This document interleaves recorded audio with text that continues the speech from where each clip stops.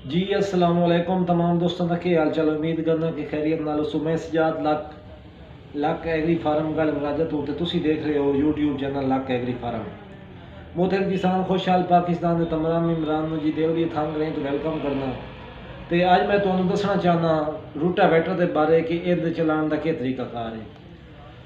रूटावैटर चलाने का सादा तरीकाकार मैनू तकरीबन अज ही मतलब इमाम बख्श साहब की फरमाइश आई है। उन्होंने पर्सनल ते मैंने आख्या कि ड्राइवर आए दिन या कोई क्रॉस रोड देने या कोई संगल टुट होता है या कोई कमानी का मसला बन जाता है तो इसका क्या प्रॉब्लम है, थोड़ी जी इस पर रोशनी पाओ। तो मैं आख्या कि मैं वीडियो बना देना तो मैं तुहानू दसना चाहना वीडियो के जरिए।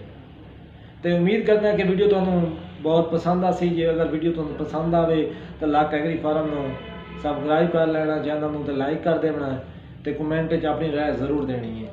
तो बाकी मुतहद किसान खुशहाल पाकिस्तान नाल तुसी तावन कर रहे हो, असीं तुहाडे दिल दी थां गए तो शुक्रगुजार हैं जी।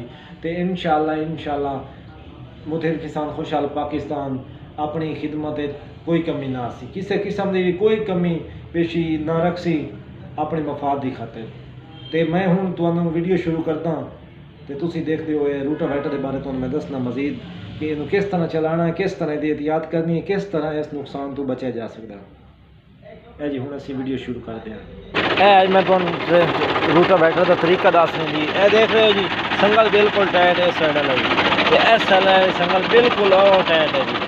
तो दूसरा सर अगर तुम ट्रैक्टर न्यू हलैंड का इस्तेमाल कर रहे हो तो यह चीज़ नोट करनी है सर, यह इत्थे देनी है ताकि एक कमानी में ज़्यादा खिंचाई ना लगे, कमानी फारग हो जाती जिस टाइम धड़का लगता है ना तो कमानी फारग हो जाती है। तो बाकी सर तुम इतों देखो बिल्कुल सीधे में ट्रैक्टर खड़ा है, मतलब कि संगल इस तरह टाइट किए हो कि ट्रैक्टर का कोई मतलब कि लाइन बिल्कुल सही खली है दोनों तरफों तो ये गल मैं कर रहा कि ट्रैक्टर इस तरह चलाना चाहिए जी।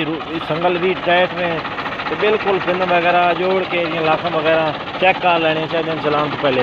तो दूसरी सर खास गल है कि इन सुराख लगे हुए जेड़े पिछू लगे हुए जी, यह सुराख कोशिश करनी है जी बंद ना हो, क्योंकि सारी अंदर गैस वगैरह होती है जिस वजह तो हवा वगैरह जी होती उतना खारिज हो जाती है।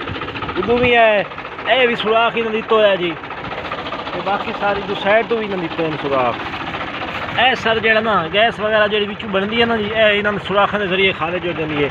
तो मेन कर यह जरा चेक की रखना है, ये बंद होने ना रूटर दी सील वगैरह लीक हो सकती हैं जी।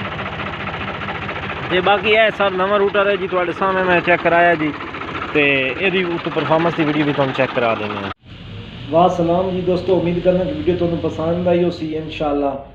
तो इंशाअल्लाह जी नैक्सट जल्द नवी वीडियो तुहानू मिलेंगे।